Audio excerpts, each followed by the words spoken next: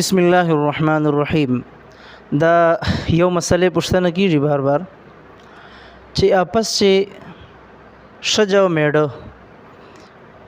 آپس چې که یو بل ته په غلطي سره ورور یا خور ووایي، خپله ښځه خپل خاوند ته په غلطي سره ورور ووایي یا خپل دې خاوند هغه خپل کوروالی ته په غلطي سره خور ووایي، نو آیا په دې الفاظو باندې په دې رشتې باندې فرق راځي او که نه راځي؟ ډېره اهمه مسله ده. که چیرې د الفاظ غلطي سره وي نو انسان نه غلطي کېږي، دا خو داسې خبره نه ده. نو په دې الفاظو سره غلطي سره ادا کولو باندې په دې رشتې باندې هیڅ فرق نه راځي. خور او ورور یوه ځان له رشته ده، یوه خپل مقام لري چې الله جل شانه هغه رشته جوړه کړې ده.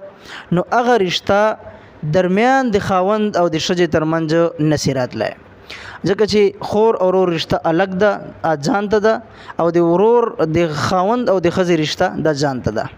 نو دې رشتې کې دغو الفاظو باندې هیڅ فرق نه راځي. آیا دا الفاظ جان بوجھ کې او په رضا ویل بار بار، نو دا الفاظ بیا مناسب نه دي چې خپله کورواله خپل خاوند ته ورور وایي او هغه خپلې کوروالی ته خور وایي.